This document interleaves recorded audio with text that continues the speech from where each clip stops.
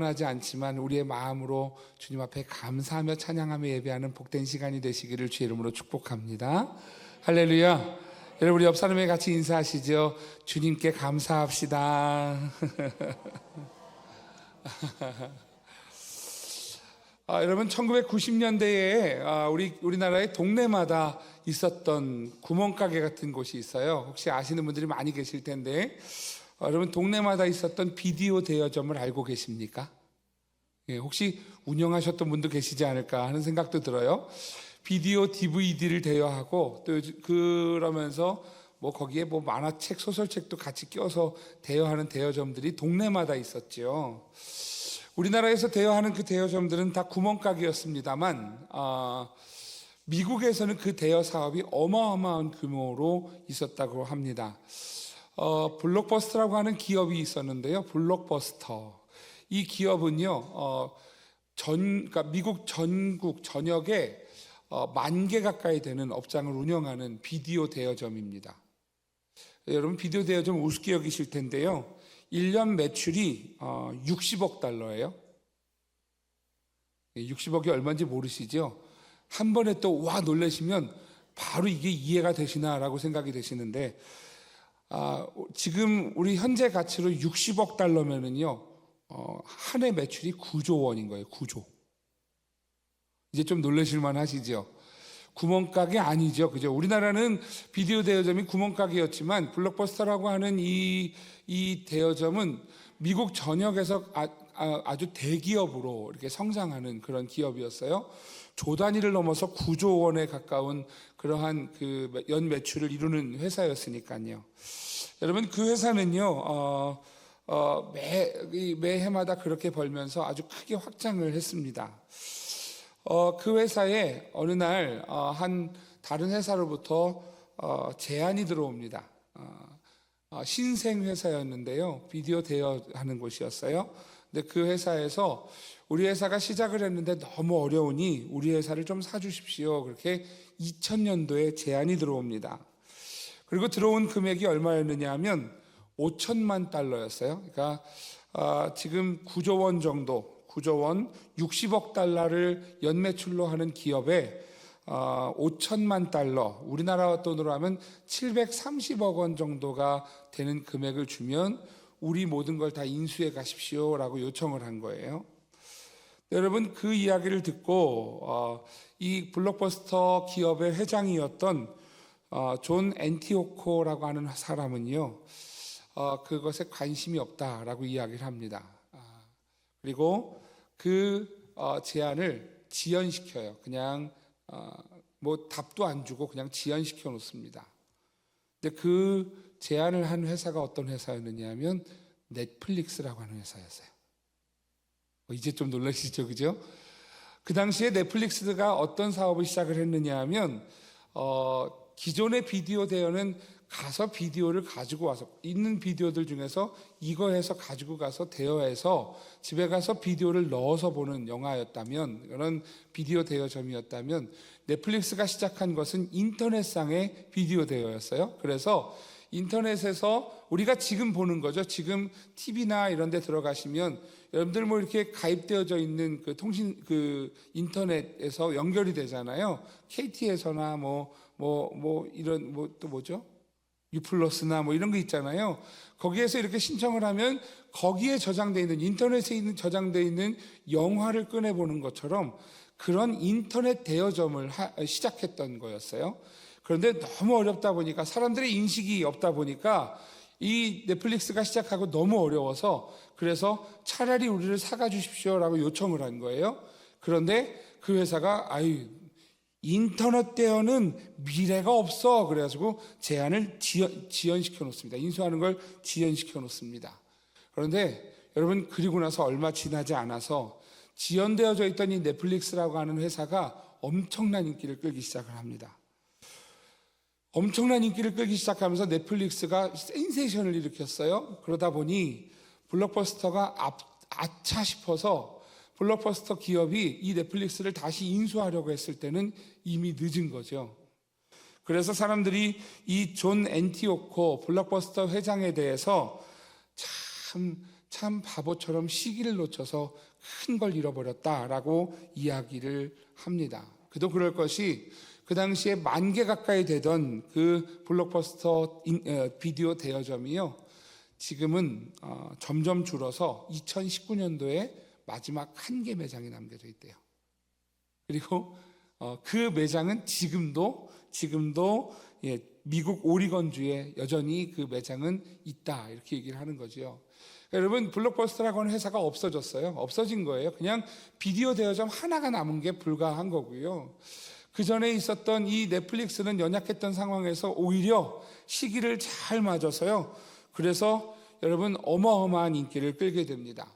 아까 말씀드렸던 것처럼 블록버스터 연간 매출이 9조 원이었다면, 그리고 넷플릭스에서 이 블록버스터에 730억 원의 우리를 좀 사가십시오 했다고 한다면, 여러분 지금 넷플릭스가 연간 매출이 얼마인지 아세요? 337억 달러. 예, 놀랄 수가 없죠. 얼마인지 잘 모르겠어서, 그죠? 예, 연 매출이 50조라고 합니다. 50조. 그러니까 여러분, 블록버스터가 그 당시 이걸 인수했다면 어마어마한 일이었을 텐데, 시기를 놓쳐서 본인들은 다 망하고 오히려 넷플릭스가 더 잘 되는 그러한 일들을 보게 되지요. 뭐 지금이야 우리가 알고 있는 것처럼 넷플릭스만이 아니라 디즈니 플러스나 TVN이나 여러 이 OTT를 제공하는 그러한 인터넷 이 비디오 대여 영화 상영하는 곳들이 많이 있습니다만, 그럼에도 불구하고 아직도 넷플릭스라고 하는 이 회사는요, 최고의 회사로 평가를 받고 있고, 심지어는 자산 가치가 670조로 평가받는다라고 합니다. 이 넷플릭스의 공동 창업자였던 리드 헤이스팅스라고 하는 사람이 에린 마이어라고 하는 사람과 함께 책을 냈어요.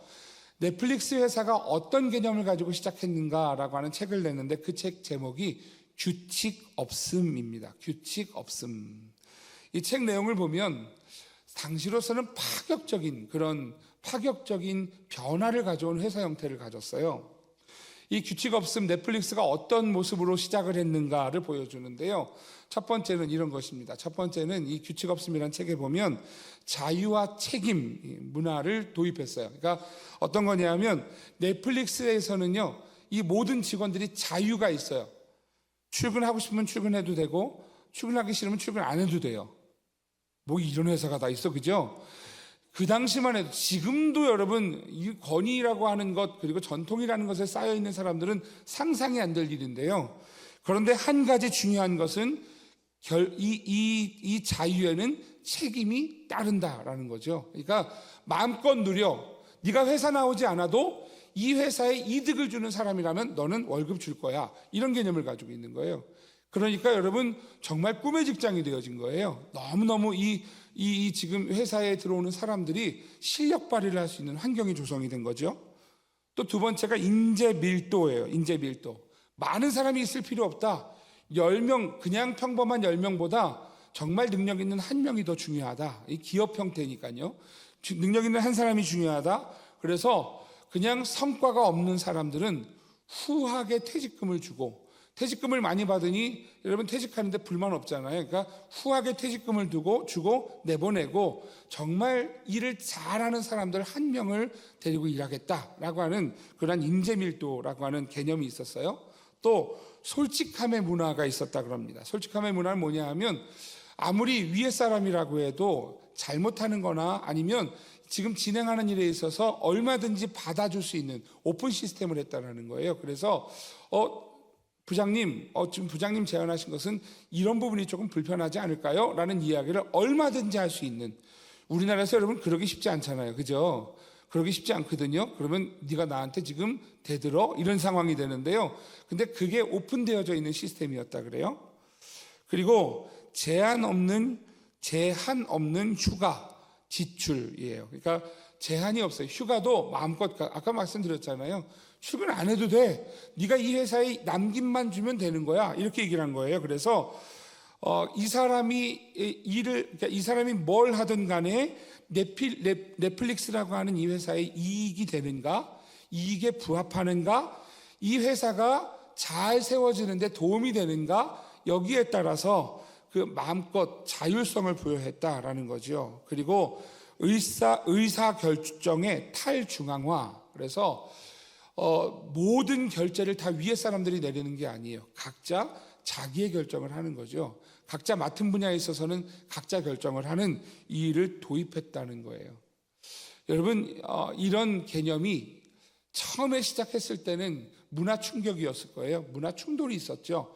하지만 시간이 지나면서 오히려 더 힘이 되어서 적절한 시기에 변화를 통하여서 그래서 넷플릭스가 성장하는 데에 엄청난 효과를 봤다라고 하는 것이 사실 이 규칙 없음이라고 하는 책의 내용이었습니다. 제가 전에 교회에서 나면서 거기 교회는 이제 도서관이 있어서 교육자 도서관이 있어서 매달마다 새 책이 들어와요. 그래서 마지막 봤던 책이 사실 이 책이었거든요. 그런데 이 책을 보면서 이 일부는 교회에서도 좀 필요하지 않을까라는 생각도 좀 드는 그런 부분들이었어요. 사실 여러분이 오늘 갈라디아서 말씀을 나누면서 갈라디아서 말씀에서 특별히 오늘 4장 말씀에서 이야기하고 있는 말씀이 바로 이런 이야기입니다. 이전의 모습과 이후의 모습이 변화가 필요한데 이 변화가 없으면 힘들어진다라는 것이지요. 사실 여러분 교회도 그래요. 교회도 교회 왜 다음 세대들이 계속 떠나가고 없는가라는 걸 보면 시대의 흐름과 전혀 반대로 가는 교회, 그리고 무조건 우리를 따라와라고 하는 그러한 교회 문화가 어쩌면 다음 세대들에게 교회의 자리를 빼앗고 있었던 것은 아닌가 하는 생각을 해보게 되지요. 오늘 갈라디아서 4장 4절 맨 앞부분은 아주 중요한 한 단어를 보여줍니다. 같이 한번 보면 이렇습니다. 같이 읽을까요? 때가 참해. 여러분, 이 때가 참해라고 하는 것은 이제 어떤 시기가 되었다라는 의미예요. 여러분, 이 말씀은 다시 말하면 이런 의미죠. 이전에 있고 이후가 있다라는 거예요. 이 때가 차는데 이 때가 차기 전에가 있고 후에가 있어서 이 전의 모습에서 때가 참에 후의 모습이 되어야 한다라는 이야기가 오늘 갈라디아서 4장 말씀이다라는 것이지요. 오늘 그때 전과 그때 후는 어떤 차이가 있는가? 오늘 그 이전의 상황에 대해서 오늘 1절에서 3절은 이렇게 말씀을 합니다. 같이 읽겠습니다. 시작. 내가 또 말하노니 유업을 이을 자가 모든 것의 주인이나 어렸을 동안에는 종과 다름이 없어서 그 아버지가 정한 때까지 후견인과 청지기 아래에 있나니 이와 같이 우리도 어렸을 때에 이 세상의 초등학문 아래에 있어서 종노릇 하였더니. 여러분, 오늘 갈라디아서 4장 1절에서 3절은 이전의 모습을 보여줍니다. 오늘 특별히 이렇게 이야기하죠. 내가 또 말하노니라고 하는 말씀은 오늘 여러분 4장 이전에 이미 벌써 이런 이야기를 했다라는 거예요. 4장 이전에 이미 이런 이야기를 했는데 다시 한번 정리하면 이렇다라는 이야기예요. 이전의 모습이 어땠는가? 오늘 이전의 모습이 오늘 어렸을 동안에는 종과 다름이 없었다. 어렸을 때는 그래서 내가 결정할 수 있는 권한이 없어서 후견인이 있고 청지기 아래에 있었다. 여러분, 그 어렸을 때의 모습을 뭐라고 표현하는가? 3절이 이렇게 표현합니다. 이와 같이 우리도 이 세상의 어렸을 때에 이 세상의 초등학문 아래에 있어서 종노릇했다라고 오늘 성경이 표현하고 있지요. 이전의 모습이 이랬다는 거예요. 그런데 이후의 모습으로 지금 변화된다. 이 변화가 무엇인가? 우리 4절에서 7절입니다. 같이 읽어보겠습니다. 시작. 때가 참에 하나님이 그 아들을 보내사 여자에게서 나게 하시고 율법 아래에 나게 하신 것은 율법 아래에 있는 자들을 속량하시고 우리로 아들의 명분을 얻게 하려 하심이라. 너희가 아들이므로 하나님이 그 아들의 영을 우리 마음 가운데 보내사 아빠 아버지라 부르게 하셨느니라. 그러므로 내가 이후로는 종이 아니요 아들이니 아들이면 하나님으로 말미암아 유업을 받을 자니라. 아멘. 오늘 여러분 4절에서 7절 말씀은 이렇게 이야기하죠. 때가 찼다. 이제 이런 시간이 왔다. 이전의 모습에서 변화되는 시간이 왔다. 때가 찼다. 그 때가 차서 어떤 일이 일어나는가? 이제는 종이 아니라 아들이 되었다라고 오늘 성경은 증거하고 있습니다. 여러분, 우리가 어떤 존재가 되었는가? 이전에는 종과 같은 존재였습니다. 그래서 우리가 아무것도 선택할 수 없었고 아무것도 결정할 수 없는 그저 따라가는 이였을 뿐입니다. 그런데 오늘 그랬던 우리들이 이제는 어떤 존재가 되었는가? 이제는 아들이 되었다. 하나님의 유업을 이어받게 되었다라고 오늘 성경이 말씀하고 있죠. 여러분, 유업을 이어받는 것, 다시 말하면 저 천국을 이어받는 존재가 되었다라는 거예요. 오늘 여러분, 저와 여러분들이 어떤 존재가 되었는가? 하나님의 자녀가 되어서 하나님 나라를 유업으로 받는 존재가 되었다라고 오늘 성경은 말씀해 줍니다. 그렇다면 오늘 우리가 자녀가 되기까지 어떤 것이 필요한가? 여러분, 첫 번째는 여러분 이렇게 여러분 기억해 주십시오. 성도의 삶은 영적 미숙에서 성숙을 향한 여정이다라는 사실이에요. 여러분, 성도의 삶은요, 미숙한 상황에서 성숙함으로 여러분 나아가야 합니다. 우리는 다 부족하지요. 하지만 그 부족함을 매일매일 채워서요, 그래서 점점 성숙해져 가야 하는 거예요. 빌립보서 1장 6절 말씀은 이렇게 말씀합니다. 같이 읽습니다. 시작. 너희 안에서 착한 일을 시작하신 이가 그리스도 예수의 날까지 이루실 줄을 우리는 확신하노라. 할렐루야. 아멘. 여러분, 언제까지냐? 오늘 이렇게 말씀하는 거예요. 그리스도 예수의 날까지 우리가 아직 비록 부족하지만 이미 착한 일을 시작하셨기에 끝까지 예수의 날까지 이루실 줄을 믿습니다 라는 것이지요. 우리는 그 과정에 있습니다. 어느 누구도 저 끝에 도달한 사람이 없어요. 그래서 여전히 우리는요, 미숙한 모습에서 점점 성숙해져 가는 모습으로 가는 것이지요. 여러분, 그것이 신앙생활입니다. 우리가 아침에 눈을 뜨면 매일 하나님 앞에 기도로 시작합니다. 하나님, 오늘도 하루를 삽니다. 하나님, 도와주십시오. 오늘 내가 이 하루를 살며 하나님의 사람다움을 놓치지 않게 해주시고, 이 하루를 살며 하나님 앞에 범죄하지 않게 하시고, 이 하루를 살며 내가 살아가는 모든 곳에서 하나님 영광 받아 주십시오. 여러분, 그렇게 기도하시지요? 여러분, 그렇게 시작하는 게 성도라는 거예요. 그렇게 결심하고 하루를 사는 거예요. 그렇게 아침에 결심한 그 결심을 놓치지 않기 위해서 하루를 정말 하나님 앞에 최선을 다해서 하나님의 사람다움을 살아가려고 노력하는 거예요. 그게 하루가 되고 이틀이 되고 일주일이 되고 한 달이 되고 1년이 되면서 익숙해져 가는 것이죠. 그게 성도라는 거예요. 제가 우리 강도사님한테 지난번에 한번 야단을 쳤어요. 무슨 야단을 쳤느냐 하면 새벽에 나와서 이렇게 설교를 하는 거예요. 저는 아침잠이 많아서 새벽 예배를 못합니다. 그런데 제가 이렇게 나오는 게 기적입니다. 여러분들은 저하고 좀 반대셔서 이렇게 얘기를 제가 뭐라고 했어요. 그런 사람은 없다. 새벽에 잠이 없는 사람은 없다. 그런데 몸부림치면서 하나님 앞에 나를 복종시키는 게 새벽 예배 드리는 사람들이다. 여러분, 새벽에 잠자기 싫어하는 사람이 누가 있어요? 그죠? 자다가 깨서 나오는 게 몸부림치며 나오는 거죠. 근데 여러분, 그게 나는 아침잠이 많아서가 아니에요. 아침잠 많지만 내가 기도해야 되겠기에 하나님의 사람이기에 새벽에 몸부림치며 하나님 앞에 나오는 거예요. 그게 믿음의 삶이라는 거예요. 매일매일 말씀을 묵상하면서 오늘도 하나님 말씀대로 살겠습니다라고 몸부림치며 사는 거예요. 그렇게 하루를 살고 일주일을 살고 한 달을 살고 1년을 살면서 조금씩 익숙해져 가는 거예요. 여러분, 그 기간까지 어려워요. 로마서 5장 3절에서 4절은 이렇게 말씀합니다. 다만 이뿐 아니라 우리가 환난 중에도 즐거워하나니 이는 환난은 인내를, 인내는 연단을, 연단은 소망을 이루는 줄 알미로라. 환난 중에 어떻게 즐거워합니까? 그런데요, 인내하는 거예요. 인내하고 연단하는 거예요. 그렇게 단련되어진 사람이 소망을 붙잡는다라고 오늘 로마서 말씀은 우리에게 말씀하고 있다는 것이지요. 저한테 베이스를 배우겠다는 친구가 있어서 제가 요즘 이렇게 베이스를 가르쳐 주거든요. 베이스 기타요. 제가 기타를 치는데요. 기타 칠 때 여러분 되게 힘들어요. 왜냐하면 손가락이 되게 아파요. 손가락이 아파서 처음에는요, 손가락이 아파가지고 여기 막 이게 멍이 드는 거예요. 그래서 이게 잡으면 아파가지고 안 잡으려고 그래요. 이걸 넘어가야 되거든요. 그렇게 치다 보면 이게 굳은 살이 배겨서 이제는요 되는 것 같지도 않은데 소리가 나요. 그냥 툭 잡았는데도 치면 소리가 나요. 그게 익숙함이라는 거예요. 베이스 기타를 배우는데 기타 치던 사람이 베이스를 치려니까요 베이스 기타는 손 모양이 다르거든요. 이렇게 잡아야 돼요. 이렇게 잡아야 되는데 이렇게 잡으려고 그래요.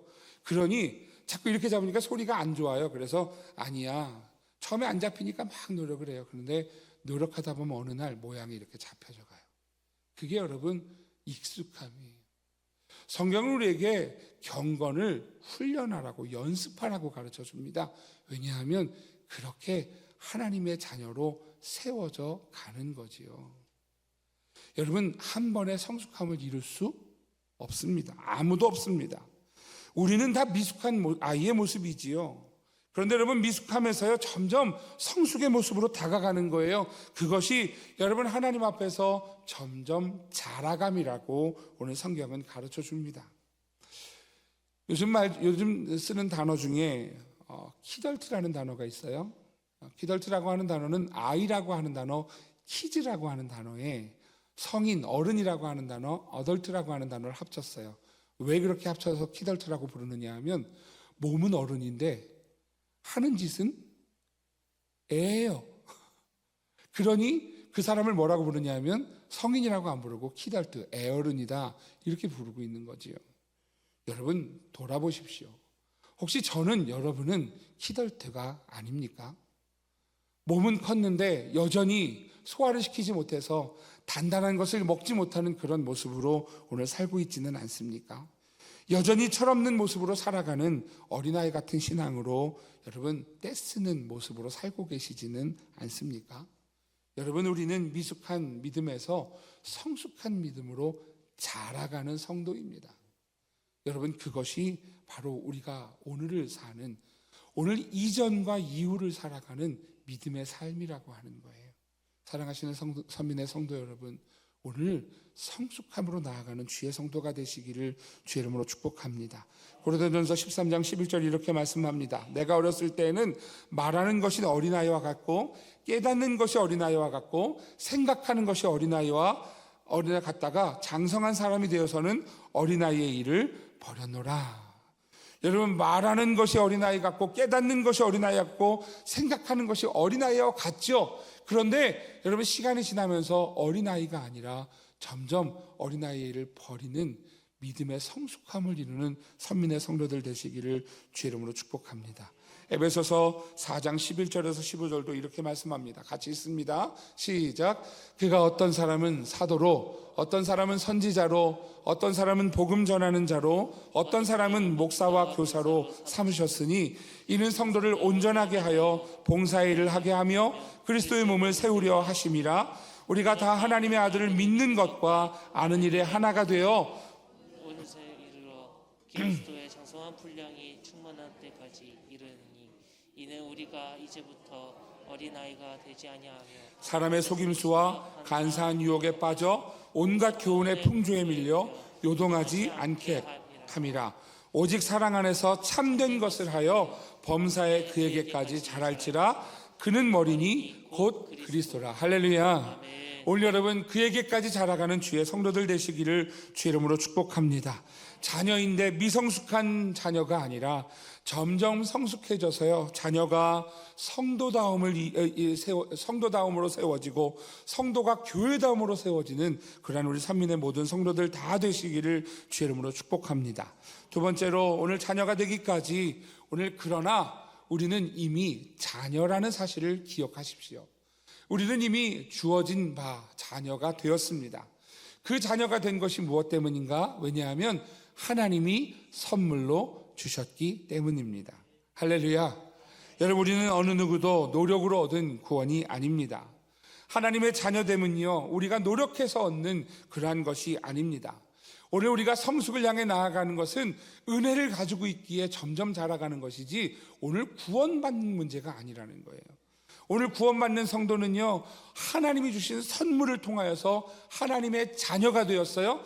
그 자녀가 자라감에 관한 것이 성숙이지, 오늘 여러분, 우리에게는 이미 하나님의 자녀된 그 은혜가 주어졌다라고 하는 사실이지요. 오늘 우리는 하나님의 선물을 받았어요. 오늘 4절 5절은 이렇게 설명합니다. 같이 읽습니다. 시작. 때가 참에 하나님이 그 아들을 보내사 여자에게서 나게 하시고 율법 아래에 나게 하신 것은 율법 아래에 있는 자들을 속량하시고 우리로 아들의 명분을 얻게 하려 하심이라. 아멘. 이 모든 걸 누가 했느냐면 하나님이. 때가 참에 하나님이 일하셨다는 거예요. 때가 참에 하나님이 우리에게 선물로 주셔서 오늘 우리가 구원받은 하나님의 자녀가 되게 하셨다는 것이지요. 여러분, 그래서요, 우리 어렸을 때 이런 찬양 불렀잖아요. 돈으로도 못 가요 하나님 나라, 힘으로도 못 가요 하나님 나라, 거듭나면 가는 나라 하나님 나라, 믿음으로 가는 나라 하나님 나라. 할렐루야. 여러분, 우리는요, 우리의 노력으로도 돈으로도 못 갑니다. 힘으로도 못 갑니다. 하나님이 우리에게 주신 선물입니다. 에베소서 2장 8절에서 9절은 이렇게 말씀하는 거예요. 너희는 그 은혜에 의하여 믿음으로 말미암아 구원을 받았으니 이것은 너희에게서 난 것이 아니라 하나님의 선물이라. 행위에서 난 것이 아니니 이는 누구든지 자랑하지 못하게 함이라. 할렐루야. 하나님이 우리에게 선물을 주셨어요. 오늘 그 선물은요, 돈으로 살 수 있는 게 아니에요. 베드로가 그걸 돈으로 살려는 사람에게 사도행전에 보면 이렇게 말씀합니다. 8장 말씀인데요, 베드로가 이르되 내가 하나님의 선물을 돈 주고 살 줄로 생각하였으니 내 은과 내가 함께 망할지어다. 하나님 앞에서 내 마음이 바르지 못하니 이 도에는 내가 관계도 없고 분깃될 것도 없느니라. 하나님의 자녀 되어서 그 자녀로서 성령의 복을 받아 누리고 있는 베드로를 보면서요, 그래서 누가 나도 그것 좀 주십시오, 내가 돈 드릴게요, 은을 드릴게요 그랬더니 베드로가 하는 말이에요. 내가 하나님의 선물을 돈 주고 살 줄로 생각하였으니 내 은과 함께 망할지어다 그러는 거예요. 여러분, 돈으로 지어지는 게 아니에요. 힘으로 주어지는 게 아니에요. 하나님이 우리에게 거저 주신 선물이에요. 하나님이 우리를 자녀 삼아 주셨어요. 그분이 누구냐 하면 예수 그리스도시지요. 요한복음 4장 10절에서 예수님은 사마리아 여인을 만납니다. 우물가에서 만난 이 여인에게 예수님이 이렇게 말씀을 하세요. 4장 10절 같이 읽겠습니다. 시작. 예수께서 대답하여 이르시되 내가 만일 하나님의 선물과 또 내게 물 좀 달라 하는 이가 누구인 줄 알았더라면 내가 그에게 구하였을 것이요 그가 생수를 내게 주었으리라. 아멘. 할렐루야. 오늘 예수님이 이렇게 말씀하세요. 내가 만일 하나님의 선물을 알았더라면, 그 선물이 뭐냐면 이렇게 얘기하는 거예요. 내게 물 좀 달라 하는 이가 누구인 줄 알았다면, 그게 선물인데 바로 내가 너에게 하나님이 주신 선물이야. 이 선물을 네가 누군지 알았더라면 하는 이야기를 예수님이 하시는 것이지요. 여러분, 우리는 예수님을 선물로 받았어요. 생각지도 않았던 선물로 받았어요. 불가능한 일을 선물로 받았어요. 그래서 우리는 우리의 마음에 뭘 가지고 있느냐 하면 그 선물에 감사함을 가지고 있어요. 여러분, 선물 받은 사람은요, 그 선물에 기뻐하는 거예요. 감사하는 거예요. 그걸 돈으로 채우려 하는 게 아니라 오히려 감사해서, 그래서 그 사람을 위해서 사랑하고 또 감사한 마음으로 축복하고 하는 것이지요. 오늘 일부 예배 때 이제 고등학교 동창 친구가 왔어요. 한 3년 전부터 야, 나 너네 교회 가서 예배 한번 드리고 싶어 그렇게 얘기했던 친구인데 오늘 왔어요. 오랜만에 왔어요. 오랜만이 아니라 처음 왔어요. 처음 와서 하는 이야기가 내가 하는 일이 전기일인데 개발한 게 화장실에 몰카를 찍는 그걸 방지하는 그런 조명을 만들었는데 너희 화장실에 이걸 놔줄게 그러더라고요. 제가 그래서 얼마 줄까 이랬을까요? 아니요, 이렇게 얘기했어요. 고마워. 여러분, 거기다가 선물로 준다는데 거기다가 야 얼마야 이렇게 하는 것보다 지금 선물로 주는 거에게 제일 좋은 마음은요, 고마움의 마음이에요. 하나님이 우리에게 귀한 선물을 주셨어요. 그러면 우리는 뭘 가지고 사는 사람이냐 하면 하나님 감사합니다. 여러분, 이 믿음이 우리의 믿음이에요. 오늘 하루를 살아도 주님 때문에 너무너무 감사합니다. 예수님이 내 안에 있어서 나에게 선물이 되어주셔서 내가 구원받은 하나님의 자녀가 되어서 오늘 내가 세상을 살아가는데도 부정적인 사람이 아니라 주님 때문에 내가 이 세상을 하나님의 사랑으로 보게 해주셔서 감사합니다. 여러분, 그것이 성도라는 거예요. 매일 아침 뭘 묵상해야 하느냐 하면 오늘 그 은혜를 내 마음에 품고 사는 감사가 있는 성도가 되어야 합니다. 사랑하시는 성도 여러분, 오늘 그 은혜를 기억하며 내 마음에 주신 그 은혜, 나에게 주신 그 생명에 감사하며 사는 믿음의 성도들 되시기를 주의 이름으로 축복합니다. 오늘 여러분, 그것이 우리에게 하나님의 자녀가 되신 거예요. 되게 하신 거예요. 우리가 하나님의 자녀가 되었습니다. 아버지와 아들 관계가 되었습니다. 그래서 아빠, 아버지라고 부르게 되었습니다. 오늘 그것이 오늘 갈라디아서에서 우리에게 주시는 말씀, 바로 하나님의 선물이라는 거예요. 오늘 우리는 더 이상 종이 아닙니다. 하나님의 자녀입니다. 오늘 4절, 5절 말씀, 아까 읽었던 말씀은요, 이렇게 말씀을 합니다. 때가 참에 첫 번째로 하나님이 그 아들을 보내셨다. 너를 위해 보내셨다. 그리고 그 하나님이 오셨는데 어떻게 오셨는가? 여자에게서 태어나셨다. 여러분, 하나님이 여자에게 태어나시는 게 맞아요? 안 돼요. 그런데 불가능한 일이 일어났어요. 하나님이 여자의 몸으로 태어나셨다라는 것은 인간이 되셨다라는 거예요.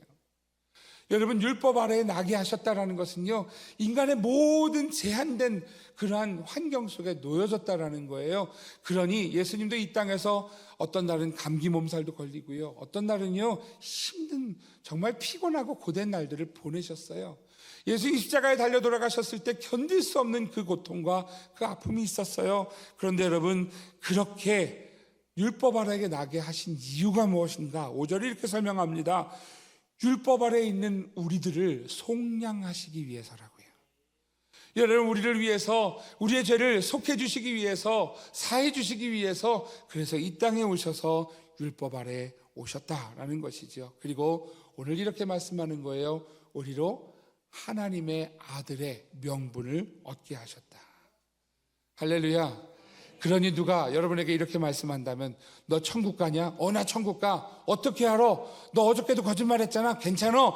그래도 내가 거짓말해서 괜찮은 게 아니라 하나님 앞에 회개하면, 그리고 안 하려고 몸부림치면 하나님이 나를 도와주셔. 그런데 나는 천국 가는 거 문제 없어. 왜냐하면 예수님이 나를 위해 십자가에 돌아가셨기 때문이다. 여러분, 왜냐하면 주님이 우리를 위하여서 자녀되게 하셨기 때문이에요. 자신을 주셨기 때문이에요.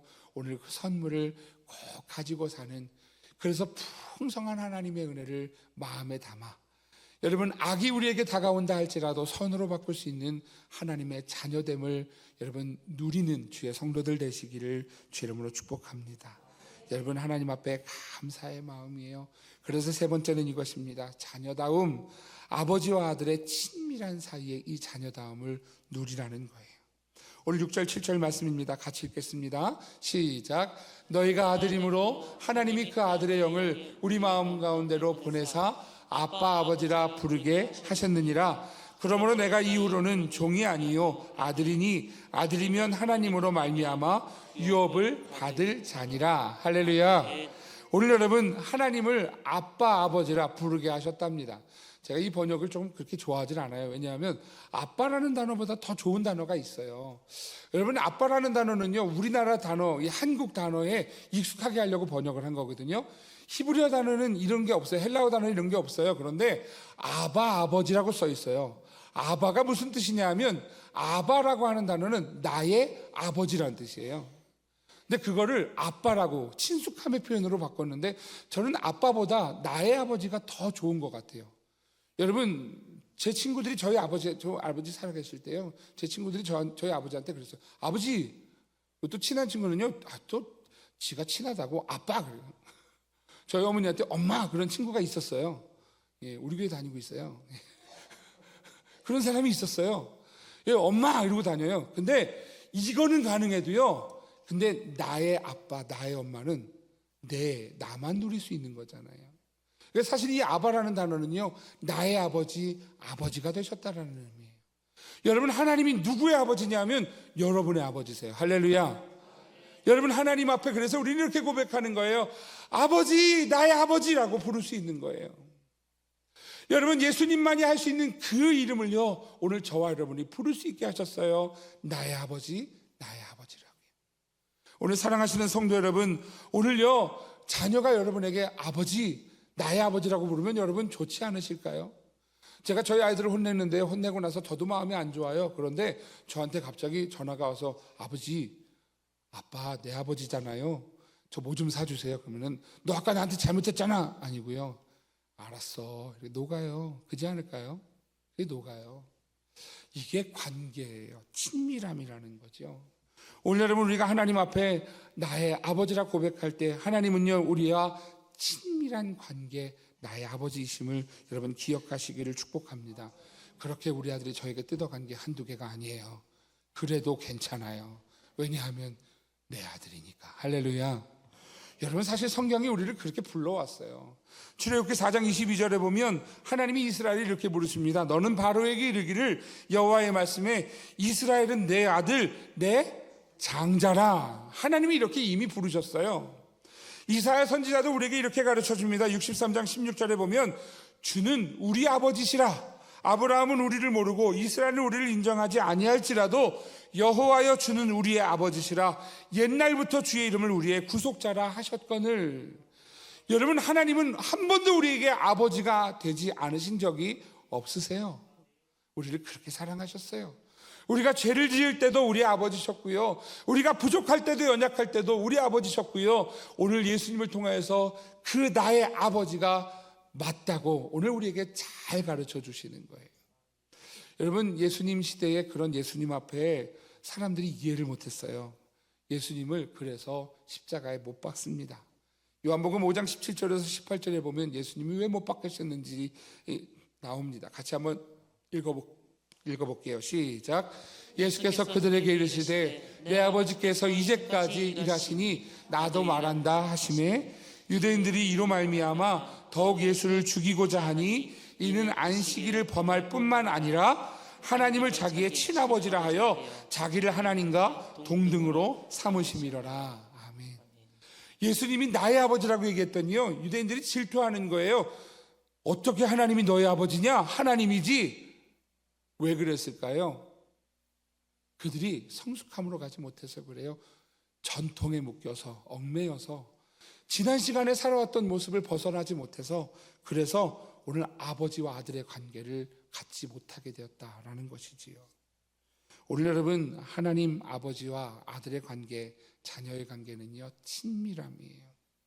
그 하나님은 우리를 사랑하시는 하나님이십니다. 그 하나님은 우리를 용서하시는 하나님이십니다. 그 하나님은 우리를 구원하시는 하나님이십니다. 그 하나님은 독생자 예수님을 우리에게 보내주셔서 우리를 십자가에서 구원해 주신 나의 주, 나의 아버지, 나의 왕, 나의 하나님이심을 여러분 믿으시기를 주의 이름으로 축복합니다. 오늘 여러분, 그러니 오늘 우리는요, 하나님을 나의 아버지라 고백하면서 오늘 믿음이 성숙해져 가는 거예요. 오늘 그렇게 기도하는 것이지요. 오늘 하나님 앞에 오늘 그 은혜를 꼭 놓치지 않는 성도가 되시기를 축복합니다. 여러분, 그런데요, 우리가 자꾸 놓쳐요. 그래서 오늘 여러분 이렇게 정리를 합니다. 키포인트인데요, 같이 읽을게요. 키포인트 같이 읽겠습니다. 같이요. 시작. 다시 종이 되려 하지 마십시오. 여러분, 전에는과 이제는은 다릅니다. 오늘 8절과 9절은요, 그것을 이렇게 이야기합니다. 같이 읽을게요. 시작. 그러나 너희가 그때에는 하나님을 알지 못하여 본질상 하나님이 아닌 자들에게 종노릇하였더니 이제는 너희가 하나님을 알 뿐 아니라 더욱이 하나님이 아신 바 되었거늘 어찌하여 다시 약하고 천박한 초등학문으로 돌아가서 다시 그들에게 종노릇하려 하느냐. 할렐루야. 오늘 여러분, 자녀다움을 놓치지 마십시오. 그때는 우리가 자녀가 아니라 종노릇 해야 되는 모습이었지만 이제 하나님의 자녀입니다. 여러분, 이때는요, 율법에 얽매이는 게 종노릇이었다라고 한다면 오늘 우리는요, 이제 이런 꿈을 꿨으면 좋겠어요. 사랑하시는 성도 여러분, 성도다움을 꼭 지켜내시기를 축복합니다. 성도다움은 무엇인가? 오늘 우리에게 악이 온다 할지라도 그걸 선으로 바꾸는 마음. 오늘 어떠한 상황에서도 하나님 앞에 감사하는 마음, 하나님의 은혜가 있어서 오늘 그 은혜를 가지고 오늘 축복하는 마음, 오늘 사랑하시는 선민의 성도 여러분, 오늘 그런 주의 성도들 되시기를 주의 이름으로 축복합니다. 그때는 우리가 좀 어렸어. 이제는 우리가 하나님의 자녀야. 오늘 이렇게 고백할 수 있는 믿음의 성도들이 되셔서 오늘 이 한 주를 살아가며 오늘 우리의 삶을 선으로 바꿔가는 하나님의 선한 선민의 성도들 다 되시기를 주의 이름으로 축복합니다. 기도하겠습니다. 우리 가슴에 손을 얹고 같이 기도할 때 하나님 도와주십시오. 이 믿음을 지킬 수 있게 도와주십시오. 하나님 그때와 다른 이후의 삶을 살게 하셔서 오늘 우리가 악을 선으로 바꾸게 하시고 하나님 우리를 힘들게 하는 것을 오히려 축복하는 믿음의 삶이 되게 하시고 하나님 하나님의 은혜를 우리의 삶 가운데 이룰 수 있도록 우리를 인도해 달라고 이 시간 우리 함께 말씀을 기억하며 기도하겠습니다.